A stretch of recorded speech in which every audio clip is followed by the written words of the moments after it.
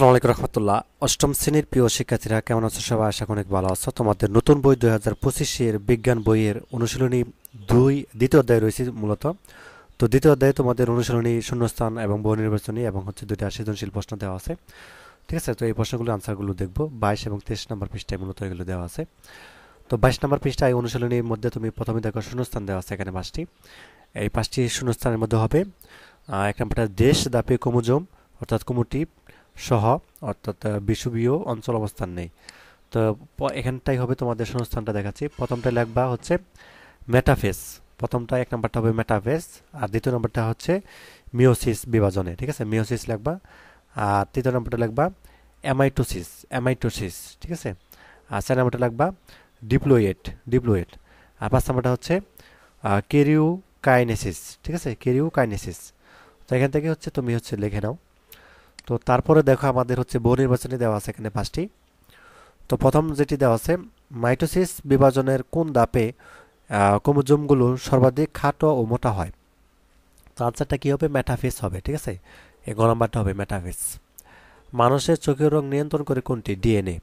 ক নাম্বারটা, ঠিক আছে, ডিএনএ। নিচের অনুচ্ছেদটি পড়ো এবং 3 এবং 4 নম্বর প্রশ্ন দাও। তো সাফওয়ান অণুবীক্ষণ যন্ত্রের সাহায্যে পেঁয়াজের মূলের কোষ পর্যবেক্ষণ করছিল। সে কোষ বিভাজনের একটি দশায় কোষের নিউক্লিয়াস কোনো আবরণী এবং নিউক্লিয়াস দেখতে পেল না, তবে ক্রোমোজোমগুলো কোষের ঠিক মাঝ বরাবর অবস্থান করতে দেখল। সাফওয়ান কোষ বিভাজনের কোন দশনটি পর্যবেক্ষণ করছিল? মেটাফেস, গ নম্বরটা হবে। ঠিক আছে, মেটাফেস। এবং সাফওয়ানের পর্যবেক্ষণকৃত দশাটির পরবর্তী দশায় কি হবে? অর্থাৎ কমিটিরগুলো পরস্পর থেকে বিচ্ছিন্ন হবে আর সেন্টোমিয়ার দুভাগে বিভক্ত হবে। তার মানে 2 এবং 3, এই গ নাম্বারটা আনসার হবে, যে গ নাম্বারটা, এক নম্বর আনসার। এখন দেখো আমরা সৃজনশীল প্রশ্ন দেওয়া আছে দুইটা, এখানে দেখতে পাচ্ছ। প্রথম যে সৃজনশীলটা দেওয়া আছে খুব ভালো করে খেয়াল করো। আমরা একটু সৃজনশীল প্রশ্নটা পড়ে নেই। ফারা ফারাবি স্যার বিজ্ঞান ক্লাসে কোষ বিভাজন সম্পর্কে আলোচনা করছিলেন। তো তিনি বলেন কোষ বিভাজনের একটি বিশেষ ধাপে নিউক্লিয়াস অবস্থিত সুতার মতো অংশে অর্থাৎ সেন্টোমিয়ার 2 ভাগে ভাগ করা হয়ে যায়। ফলে বিভাজিত কোষে সংখ্যা অপরিবর্তিত থাকে। ক নাম্বার বলছে কি কোন ধরনের কোষ বিভাজনে জনকোষ উৎপন্ন হয়? তো আনসারটা হচ্ছে এটা, যে জনকোষ উৎপন্ন হয় মিওসিস কোষ বিভাজনের মাধ্যমে। মূলত যেটুকু উত্তর, মিওসিস কোষ বিভাজনের মাধ্যমে। ঠিক আছে, জনকোষ কি হয়? উৎপন্ন হয় মিওসিস কোষ বিভাজনের মাধ্যমে। খ নাম্বার এমাইটিসিস বলতে কি বোঝায়? ব্যাখ্যা করা। আচ্ছা, খ নাম্বার হচ্ছে এমাইটিসিস। এমাইটিসিস হলো এক ধরনের সরাসরি কোষ বিভাজন যেখানে নিউক্লিয়াস কোনো স্পষ্ট অর্থাৎ ক্রোমোসোমাল বিন্যাস ছাড়াই দুটি অংশে বিভক্ত হয়। ঠিক আছে, তো এরপরে দেখো আমাদের কি দেওয়া আছে। এরপরে হচ্ছে আমাদের গ নাম্বারটা, যে ফারাবি স্যারের বর্ণিত বিশেষ ধাপটির সচিত্র বর্ণনা দাও। মানে একটা চিত্র এঁকে এটা হচ্ছে বর্ণনা দিতে হবে ফারাবি স্যার বিজ্ঞান ক্লাসে কি বুঝেছেন সে ব্যাপারে আর কি।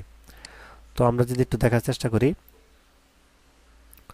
তো তুমি হচ্ছে দিবা এরকম গ নম্বরে ফারাবি স্যারের বর্ণিত কোষ বিভাজনের ধাপটি অর্থাৎ অ্যানাফেস, নিচে ধাপটির চিত্র অঙ্কিত হলো। যেটা চিত্রটা দেখাচ্ছি, চিত্র হচ্ছে আমাদের এই যেটা, এরকমভাবে একটা চিত্র দিবা। চিত্র দেওয়ার পরে যেন অপত্য ক্রোমোজোম লুপ্ত পায়, স্প্যান্ডাল তপ্তর, ঠিক আছে, তন্তু এবং মেরু, এটা চিত্র অ্যানাফেস ধাপ। ঠিক আছে, তো এরপর হচ্ছে ছোট করে একটা ব্যাখ্যা করে দিবা যেভাবে মানে কি কি ধাপ, এই যে ধাপে কি আছে। প্রথমে লিখতে পারো কি প্রতিটি ক্রোমোজোমের অর্থাৎ সেন্টোমিয়ার দুভাগে বিভক্ত করা যায়, ফলে প্রত্যেক ক্রোমোটিভ একটি সেন্টোমিটার পায়। ঠিক আছে, তারপরে 2 এবং 3 এটা লিখে দিবা আর কি।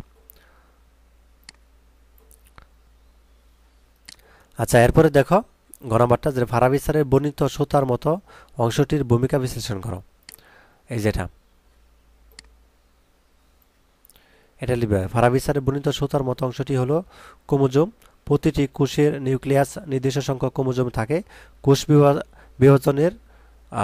বিভাজনের অর্থাৎ প্রফেস ধাপে নিউক্লিয়ার অর্থাৎ জালিকা ভেঙে পানি বিয়োজনের ফলে এগুলো সুতার আকার ধারণ করে। তারপর বাকি অংশটুকু দিবা, যেন প্রতিটি জীবের বংশগত বৈশিষ্ট্য বলি অর্থাৎ বংশ পরস্পরায় ক্রোমোজোমের অবস্থিত জিন দ্বারা কি হয়? বাহিত হয় এবং তারপরে ক্রোমোজোমে এক ধরনের নিউক্লিক অ্যাসিড ডিএনএ, ঠিক আছে, বা ডিঅক্সিরাইব নিউক্লিয়ার অ্যাসিড থাকে। তো জিনের রাসায়নিক রূপ জীবদের বৈশিষ্ট্য বংশানুক্রমে বহন করার জন্য ক্রোমোজোমে অবস্থিত জিনগুলো কি হয়, বাহক ও কি হয় ধারক হিসেবে কাজ করে। তো বাকিটুকু হচ্ছে এটুকু লিখে দেবে আর কি। এরপরে হচ্ছে আমরা 2 নাম্বার সৃজনশীল যাই। এখানে দেখো পি সমান এখানে দেওয়া আছে এন টু এন, ঠিক আছে, এন আর কি দেওয়া আছে two N two N two N, সবগুলো টু এন, তাই না? তো এখানে বলছে মানুষের প্রতিটি দেহকোষে কয়টি ক্রোমোজোম রয়েছে। তা আনসারটা যদি আমরা একটু দেখি, মানুষের প্রতিটি দেহকোষে 46টি ক্রোমোজোম থাকে যা 23 জোড়া হিসাবে সাজানো থাকে। এর মধ্যে 22 জোড়া অটোজোম ও 1 জোড়া হচ্ছে কি সিঙ্গ ক্রোমোজোম থাকে। খ নাম্বার জিন বলতে কি বোঝায়? আচ্ছা, জিন হলো ডিএনএর একটি নির্দিষ্ট অংশ যা কোনো বিশেষ বৈশিষ্ট্য নিয়ন্ত্রণ করে। এটি মূলত বংশগতির একক এবং নির্দিষ্ট প্রোটিন তৈরির নির্দেশনা বহন করে। তো জিন অভ্যন্তরীণ বাহ্যিক পরিবেশনের প্রভাবে বিভিন্ন বৈশিষ্ট্য নিয়ন্ত্রণ করে, যেমন চুলের রং, চোখের রং, উজ্জ্বলতা, ঠিক আছে, উচ্চতা ইত্যাদি। তারপর হচ্ছে পি পি কোষ বিভাজনটি ব্যাখ্যা করো। এই যে পি কোষটা দেওয়া আছে যেটা, এটা ব্যাখ্যা করতে বলছে। তো আমরা যদি একটু ব্যাখ্যা করে দেখি,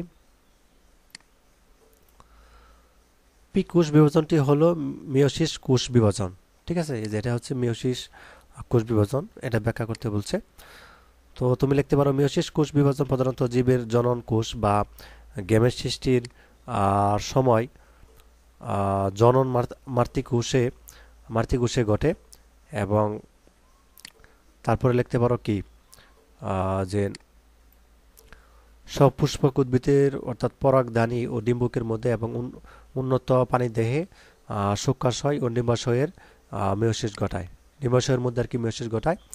তো তারপরে হচ্ছে বাকিটুকু দিয়ে দিবা। মেয়োসিস বিভাজনের সময় কোষ পরপর দুবার বিভাজিত হয়, ঠিক আছে, বাকিটুকু লিখে দিবা। তো এরপর দেখো উন্নত পানিতে পি ও কিউ কোষ বিভাজন দুটি তুলনামূলক বিশ্লেষণ করো।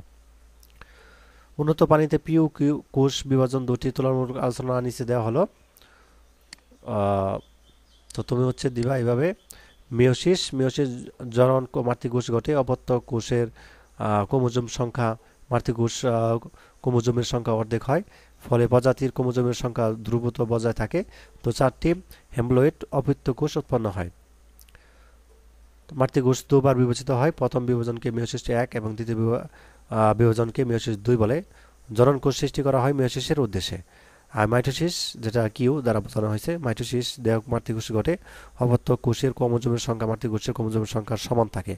তো দুটি ডিপ্লয়েড অপত্য কোষ উৎপন্ন হয়, মাতৃকোষে একবার কি হয় বিভাজিত হয়। দেহকোষের সংখ্যা বৃদ্ধি করায় মাইটোসিসের উদ্দেশ্যে। তো এই ছিল আজকের ক্লাস। তো পরবর্তী হচ্ছে আমরা তৃতীয় অধ্যায় থেকে দেখব। ধন্যবাদ সবাইকে ভিডিওটি দেখার জন্য।